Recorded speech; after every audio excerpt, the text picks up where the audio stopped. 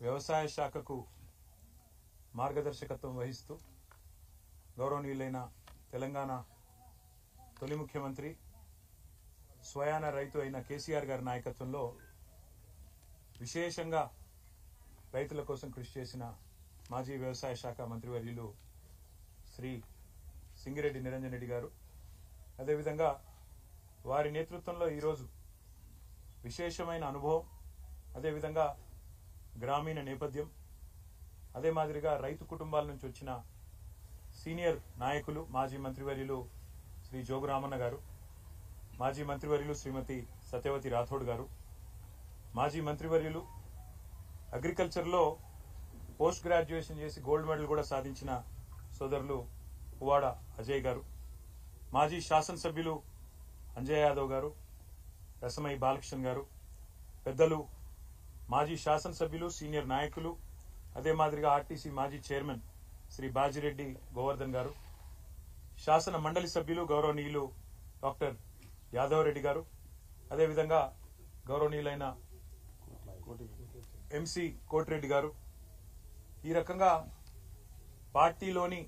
విశేషమైన అనుభవము, అదేవిధంగా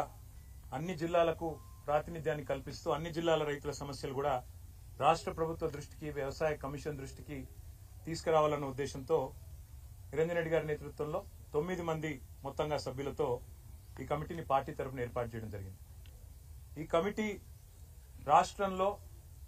2023 డిసెంబర్ దాకా ఉన్న పరిస్థితి, వ్యవసాయం పండుగగా చేసి స్వాతంత్ర భారతదేశంలో మొట్టమొదటిసారి విప్లవాత్మకమైన కొన్ని పథకాలు తెచ్చి రైతు బంధు కానీ, రైతు బీమా కానీ, 24 గంటల ఉచిత విద్యుత్తు కానీ, అదేవిధంగా భూమి శిస్తు రద్దు, నీటి తీరువా రద్దు, వాటితో పాటు చిన్న నీటి వనరులైన చెరువులను కాపాడడానికి మిషన్ కాకతీయ, అదే మాదిరిగా పెద్ద ఎత్తున సాగునీరు, అటు పాలమూరు రంగారెడ్డి ఎత్తిపోతల పథకం కానీ, ఇటు కాళేశ్వరం కానీ, సీతారామ ఎత్తిపోతల పథకం కానీ, ఈ రకంగా ఒక విశేషమైన కృషి ఏదైతే గత దశాబ్ద కాలంగా కేసీఆర్ గారి నాయకత్వంలో జరిగిందో, దానివల్ల కేంద్ర ప్రభుత్వం స్వయంగా అత్యధికంగా ఆత్మహత్యలను, రైతు ఆత్మహత్యలను నివారించిన రాష్ట్రంగా, అత్యల్పంగా, అతి తక్కువగా రైతు ఆత్మహత్యలు జరుగుతున్న రాష్ట్రంగా తెలంగాణ ఉన్నది అని పార్లమెంటులో ప్రకటించే స్థాయికి దశాబ్ద కాలంగా కేసీఆర్ గారి నాయకత్వంలోని ప్రభుత్వం చేసిన కృషి వల్ల ఆ ఘనతను మనం సాధించుకోగలిగాం. రైతుల ఆత్మవిశ్వాసాన్ని నింపగలిగినాం. రైతుల భూమి ధరలు కూడా పెరిగినాయి, వారిలో విశ్వాసం కూడా అపారంగా నిండింది. అట్లాంటి పరిస్థితుల్లో సంవత్సరంన్నర కిందట స్వయంగా ఈరోజు భారత ప్రతిపక్ష నేతగా ఉన్న రాహుల్ గాంధీ గారు, కాంగ్రెస్ పార్టీ యొక్క సీనియర్ నాయకులు, మాజీ అధ్యక్షులు, ఆయన నాయకత్వంలో వరంగల్ వేదికగా రైతు డిక్లరేషన్ పేరిట కాంగ్రెస్ పార్టీ రైతులకు ఎన్నో రకాల హామీలు ఇచ్చింది. అందులో బోనస్ ఇస్తామని, రైతు భరోసా అమలు చేస్తామని,